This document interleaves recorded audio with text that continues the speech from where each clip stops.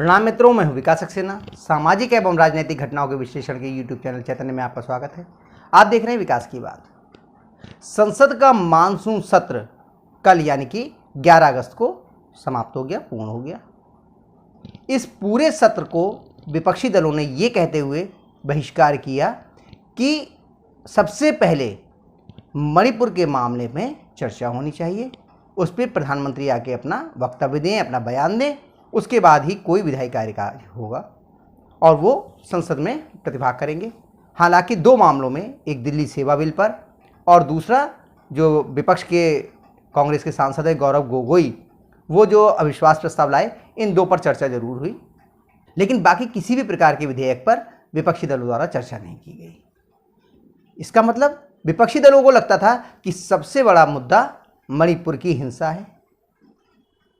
इस पर चर्चा हुई। चूंकि विपक्ष के द्वारा अविश्वास प्रस्ताव लाया गया था, इसलिए उन्होंने भी अन्य आरोप लगाए सरकार पे और सरकार ने भी अन्य विषयों को इस पे रखा, अपनी उपलब्धियां गिनाई, अन्य विषयों के जवाब दिए और मणिपुर हिंसा पर भी चर्चा की। सवाल ये उठता है कि विपक्ष की ओर से जो सबसे बड़े नेता कहे जाते हैं, कांग्रेस के पूर्व अध्यक्ष राहुल गांधी, उन्होंने 36 मिनट और 20 सेकंड का अपना भाषण दिया। उसमें वो कितने ज़्यादा गंभीर दिखाई दिए मणिपुर हिंसा को लेकर के, या फिर जो भाषण दिया लगभग 2 घंटे का केंद्रीय गृह मंत्री अमित शाह ने, उन्होंने पूर्वोत्तर की समस्याओं और मणिपुर की जो हिंसा है उस पर कितना ध्यान केंद्रित किया। जो भाषण दिया लगभग 2 घंटे 16 मिनट का प्रधानमंत्री नरेंद्र मोदी ने, उन्होंने मणिपुर की समस्या को कितना संबोधित करने का प्रयास किया और उस पर अपनी बात किस तरह से रखी। इसके अलावा एक अन्य नेता हैं और केंद्रीय मंत्री हैं, इस समय उन पे भू विज्ञान विभाग है, किरेन रिजिजू, वो आते हैं अरुणाचल प्रदेश से। उन्होंने भी अपना भाषण दिया और लगभग 1 घंटे के भाषण में उन्होंने भी बहुत ही विस्तार से मणिपुर के ऊपर अपनी बात रखी और पूर्वोत्तर पर अपनी बात रखी। तो आज के इस अंक में हम लोग ये समझने की कोशिश करेंगे कि आखिर किसने मणिपुर के मुद्दे को ज़्यादा गंभीरता से लिया। अपने 36 मिनट और 20 सेकंड के भाषण में राहुल गांधी जी ने शुरुआती लगभग आधा समय अपनी जो उनकी भारत जोड़ो यात्रा थी उसकी उपलब्धियां बताने में और अपना जो व्यक्तिगत जो उनका अहंकार कैसे खत्म हुआ और उनमें किस तरह का अहंकार था उसकी चर्चा करने में, उसको बयान करने में बिताया। शेष समय में उन्होंने ये बताने का प्रयास किया कि जब वो मणिपुर गए तो वहाँ पे उन्होंने जो पीड़ित महिलाएं थीं उनसे बातचीत की और उससे उन्होंने किस प्रकार का दर्द महसूस किया। बात करते हैं हम किरेन रिजिजू की। उन्होंने लगभग 1 घंटे तक जो उनका वक्तव्य चला, उन्होंने अपना भाषण दिया है। 1 घंटे तक पूर्वोत्तर की जो समस्या है, मणिपुर की जो समस्या है, मणिपुर में जो इस समय नस्लीय हिंसा चल रही है, उस पर बहुत ही विस्तार से अपनी बात रखी। उन्होंने ये समझाने का प्रयास किया कि किस प्रकार से पूर्वोत्तर की उपेक्षा की गई। वहां पर जो अलगाववादी थे, जो आतंकवादी गिरोह थे, संगठन थे, उनको फलने और फूलने का मौका दिया गया, कभी प्रत्यक्ष तौर पे और कभी परोक्ष तौर पे। अलगाववादी शक्तियां लगातार वहां पर ताकतवर होती गईं। ये पूरी चर्चा पूरे विस्तार से किरेन रिजिजू ने अपने बयान में कही। उन्होंने ये भी बताया कि किस प्रकार से जो पूर्वोत्तर का क्षेत्र है उसे विकास से वंचित रखा गया। इसके बाद जो उन्होंने बात कही वो सबसे महत्वपूर्ण ये थी, उन्होंने कहा कि मैं पहला केंद्रीय कैबिनेट मंत्री हूं जो अरुणाचल प्रदेश से आता हूं और प्रधानमंत्री नरेंद्र मोदी ने जब 2014 में केंद्र की सत्ता संभाली, तब से उन्होंने अपने सारे कैबिनेट मंत्रियों को और राज्य मंत्रियों को ये निर्देश दे रखा है कि वो हर 15 दिन में कम से कम 5 कैबिनेट मंत्री और राज्य मंत्री पूर्वोत्तर के क्षेत्रों का दौरा करें, वहां की समस्याओं को जानें और वो केवल पूर्वोत्तर के राज्यों में राजधानियों तक या जिला मुख्यालय तक सीमित ना रहें, बल्कि वहां के ग्रामीण स्तर तक जाएं और उनकी समस्याओं को समझने का प्रयास करें। इस तरह से उन्होंने बताया कि पिछले जो 9 साल में मोदी सरकार ने जो पूर्वोत्तर की समस्याएं हैं उनको सुलझाने के लिए किस तरह से प्रयास किया।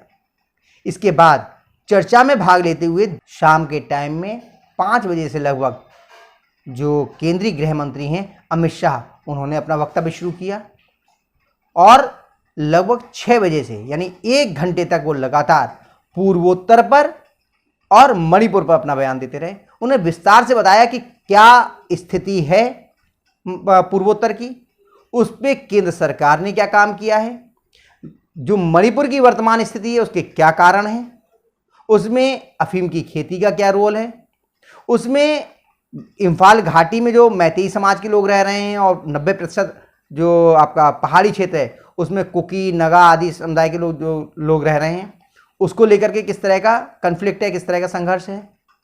जो म्यांमार से अवैध घुसपैठिए घुस आए हैं आपके चुराचंदपुर आदि इलाके में, उनको लेकर के क्या स्थिति है। जो बफर जोन है जिसमें कि आने जाने के लिए किसी भी प्रकार के, म्यांमार और भारत के बीच में 40 किलोमीटर का, जिसमें आने जाने के लिए पासपोर्ट की आवश्यकता नहीं होती, उसकी वजह से इस समस्या का क्या योगदान है।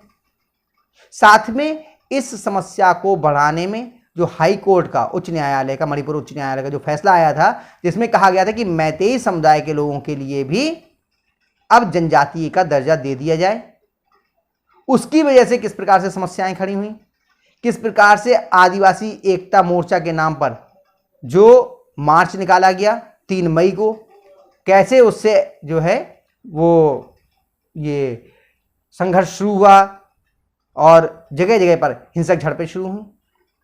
उन्होंने ये भी बताया कि मुख्यमंत्री एन वीरेन सिंह ने किस प्रकार के प्रयास किए हैं वहां की हिंसा को थामने के लिए, और केंद्र सरकार ने उनका किस प्रकार से सहयोग किया है, किस प्रकार से पैरामिलिट्री फोर्स वहां पे लगाई गई है, पूरे के बारे में उन्होंने विस्तार से चर्चा की। लेकिन विपक्ष इस पर संतुष्ट नहीं हुआ। वो लगातार प्रधानमंत्री के भाषण की मांग भी कर रहा था और उम्मीद कर रहा था। हालांकि इस पूरी समस्या को पूरे विस्तार के साथ केंद्रीय गृह मंत्री अमित शाह ने बता दिया और यह भी बताया कि पूर्व में जो ये नस्लीय हिंसा कोई नई बात नहीं है, पूर्वोत्तर के क्षेत्रों में वो होती रहती है, लेकिन पूर्व की सरकारों ने उसके प्रति किस प्रकार का व्यवहार किया, इसके बारे में भी अमित शाह जी ने विस्तार से बताया। इसके बाद 10 तारीख को अमित शाह जी का जो भाषण था वो 9 तारीख को हुआ था, 9 अगस्त को हुआ था, शायद मैं अभी 10 तारीख बोल गया था, गलत बोल गया था। 10 तारीख को उसके बाद में प्रधानमंत्री नरेंद्र मोदी ने जो भी चर्चा था उस पर उन्होंने विपक्ष के सवालों के जवाब देने थे वो देना शुरू किया, लेकिन बहुत ही गैर जिम्मेदाराना जो रवैया अपनाते हुए मोदी जी के भाषण के लगभग 1.5 घंटे बाद, 1 घंटा 36 मिनट के आसपास बाद, उस पूरे सदन की कार्रवाई का बहिष्कार कर दिया कांग्रेस और अन्य विपक्षी दलों ने। उन्होंने इतना भी धैर्य नहीं दिखाया कि कम से कम वो ये प्रश्न पूछ पाते या वो उस जवाब को सुन पाते जो प्रधानमंत्री जी दे रहे थे। जब अविश्वास प्रस्ताव पर चर्चा हो रही है तो आप ये अपेक्षा कैसे कर सकते हैं कि वो केवल मणिपुर पे बोले, ये सबसे पहले मणिपुर पे बोले। उन्होंने आराम से ये बताया कि भाई जो केंद्रीय गृह मंत्री अमित शाह जी, उन्होंने जो बातें बताई हैं वो सही हैं, यानी कि सीधी सी बात है, नरेंद्र मोदी ने अमित शाह जी के जो उद्बोधन था उसको उन्होंने जो है वो उसको प्रमाण पत्र दिया, तो स्वाभाविक रूप से वो सारी बातें जो अमित शाह ने कही थी वो नरेंद्र मोदी जी का भाषण का हिस्सा हो गई। ये तो माना जाएगा ना कि जो अमित शाह जी का बयान था वही सरकार का बयान है, वही प्रधानमंत्री नरेंद्र मोदी का बयान है। उन्होंने ये भी बताया कि उनकी सरकार किस प्रकार से पूर्वोत्तर के विकास के लिए काम कर रही है और जिस प्रकार से दक्षिण पूर्व एशिया के विकास की बात चल रही है, उसके हालात बन रहे हैं, उसमें भारत की प्रगति का इंजन, ग्रोथ इंजन पूर्वोत्तर बन सकता है। इसलिए वो लगातार पूर्वोत्तर के विकास की कोशिश कर रहे हैं, वो उसे विकास से वंचित रखना नहीं चाहते। लेकिन अफसोस की बात, विपक्षी दलों ने इस बयान को सुनने की भी आवश्यकता नहीं समझी। यहां तक कि अविश्वास प्रस्ताव लाने के बाद अविश्वास प्रस्ताव के मतदान में भी भाग नहीं लिया। किसी भी विपक्षी सदस्य ने उस पर डिवीजन यानी मतदान की मांग तक नहीं की और बहिष्कार कर दिया और ध्वनि मत से अविश्वास प्रस्ताव गिर गया। जो सवाल पूरी गंभीरता से विपक्ष को उठाने चाहिए थे, मुझे लगता है जब राहुल गांधी जी सदन में आए थे उन्हें फालतू के मुद्दों में बैठना ही नहीं चाहिए था। जब वो मणिपुर के मुद्दे को इतना बड़ा समझ थे तो एक पॉइंटेड सवाल, जितने भी मणिपुर से संबंधित थे, वो घटना क्यों हुई, उसमें सरकार ने क्या किया, सरकार का कहाँ पे असफलता रही और सरकार इसे क्या कैसे बेहतर ढंग से निपट सकती थी इस समस्या से। लेकिन ये तमाम बातें उन्होंने नहीं की। उल्टे जिस समय वो सदन से जा रहे थे तो भाजपा की महिला सांसदों ने आरोप लगाया है कि उन्होंने केंद्रीय महिला एवं बाल विकास मंत्री स्मृति ईरानी की तरफ हवाई चुम्बन यानी कि फ्लाइंग किस किया। ये मामला फिलहाल तो विशेषाधिकार समिति के पास है, लेकिन इस तरह का गैर जिम्मेदाराना व्यवहार करने वाले लोग ये कह रहे हैं कि वो तो मणिपुर पर गंभीर थे, लेकिन जिन्होंने मणिपुर की समस्या के कारण, वर्तमान परिस्थितियों की वजह और उसमें किए गए सरकार की ओर से किए गए सारे प्रयासों को बता रहे हैं, उनके लिए गैर जिम्मेदाराना बताने की कोशिश की जा रही है। तमाम बुद्धिजीवी पत्रकार ये कहने की कोशिश कर रहे हैं कि हम लोग राहुल गांधी के उस बयान पर या उनके उस एक्ट पर जो उन्होंने हवाई चुम्बन किया उस पर चर्चा ही क्यों करें। तमाम पत्रकार जो इस पे बात कर रहे हैं वो कह रहे हैं वो सरकार के चापलूस पत्रकार हैं और वो बहस को डाइवर्ट करने की कोशिश कर रहे हैं। डाइवर्ट पत्रकार नहीं कर रहे हैं मान्यवर, डाइवर्ट वो लोग कर रहे हैं जिन्होंने सदन में हवाई चुम्बन दिया।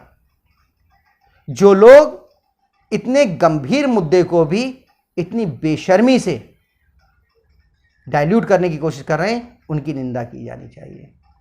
बहुत ही घृणित कार्य हुआ था मणिपुर में, जिसको लेकर पूरा आक्रोश व्यक्त किया था प्रधानमंत्री नरेंद्र मोदी ने संसद की कार्रवाई शुरू होने से एक दिन पहले। आपको याद होगा उन्होंने पत्रकारों को संबोधित करते हुए कहा था कि कोई भी दोषी बख्शा नहीं जाएगा। वो भावुक हो गए थे, तो उसको इन्हीं पत्रकारों ने, जो एक समय में सत्ता की मलाई काटा करते थे, बड़े बड़े पदों पर रहे, उन्होंने मोदी जी के आंसुओं को घड़ियालू आंसू बता दिया और उन्हें जो धूर्ततापूर्ण मुस्कान है, आप समझ गए होंगे किसकी बात कर रहा हूं, जो बदनाम पार्कों के लफंगे लड़कों की तरह हरकतें कर रहे हैं, उनको उसमें गंभीरता दिखाई दे रही है। आप समझिए इन चीज़ों के लिए। मैंने पहले भी अपने वीडियो में कहा था और जो गृह मंत्री अमित शाह हैं उन्होंने भी ये बात कही कि आखिर क्या कारण थे कि लगभग 2.5 महीने तक उस वीडियो को छिपा के रखा गया जिसमें कुकी महिलाओं के साथ में हो रहे दुर्व्यवहार को रिकॉर्ड किया गया था। क्या सिर्फ राजनीतिक लाभ के लिए, ताकि इसका अधिकतम राजनीतिक लाभ उठाया जा सके और संसद की कार्रवाई को बाधित किया जा सके, सरकार पे ज़्यादा दबाव बनाया जा सके। अगर ये वीडियो पहले प्रसारित हो गया होता, पहले पुलिस के हवाले कर दिया गया होता, पहले सरकार के हवाले कर दिया गया होता, तो वो दरिंदे पहले पुलिस की गिरफ्त में आ गए होते। लेकिन नहीं, उनकी मंशा किसी भी हालत में उन लोगों पे कार्रवाई करवाने की नहीं थी जिन्होंने ये कुकृत्य किया था, बल्कि वो इस घिनौनी घटना से भी ज्यादा से ज्यादा राजनीतिक लाभ उठाना चाहते थे। तो मैं यही कह रहा हूं, आप लोग पहचानिए और समझिए। 4 लोगों के भाषण में आपको देखने के लिए कह रहा हूं। केंद्रीय गृह मंत्री अमित शाह जी का लगभग 1 घंटे बाद का भाषण है। 1 घंटे तो उन्होंने अन्य विषयों पे बात की है। केंद्रीय भू विज्ञान मंत्री किरेन रिजिजू जी का 1 घंटे का भाषण है, उसे सुनिए। प्रधानमंत्री नरेंद्र मोदी ने हालांकि इसमें कम बोला है, लेकिन फिर भी आप उनका भाषण सुन सकते हैं। 1.5 घंटे बाद का आप उनका भाषण सुन लीजिए। लगभग 35-40 मिनट सुनेंगे तो आपको समझ में आ जाएगा उन्होंने मणिपुर पे क्या कहा है। और कांग्रेस के पूर्व अध्यक्ष जो अभी हाल ही में मानहानि मामले में कोर्ट की सजा पे रोक लगाने के बाद उन्होंने लोकसभा की सदस्यता दोबारा वापस मिली है, उनको भी आप देख लीजिए, उनका भाषण सुन लीजिए। उनका तो भाषण ही केवल 36 मिनट और 20 सेकंड का है, जिसमें आखिर के लगभग 10 या 12 मिनट उन्होंने मणिपुर पे अपनी बात कही है। आप उसे भी ध्यान से सुनिए। और अभी थोड़ी बहुत दिनों में शायद मालूम चल जाएगा कि उन्होंने हवाई चुम्बन किस ओर किया था, चाहे किसी भी ओर किया था। जिस प्रकार से वो हंस रहे थे, आप समझिए कि वो कितने गंभीर हैं ऐसे गंभीर मुद्दों पर। तो आज के अंक में बस इतना ही। अगले अंक में हम लोग फिर मिलेंगे, तब तक के लिए अनुमति दीजिए। आपसे अनुरोध है कि अगर आप इस चैनल पर नए हैं तो इस चैनल को सब्सक्राइब कीजिए और नोटिफिकेशन का बेल आइकन जरूर दबाइए। साथ ही अगर आपको ये वीडियो पसंद आया हो तो इसे लाइक और शेयर अवश्य कीजिए। धन्यवाद, प्रणाम।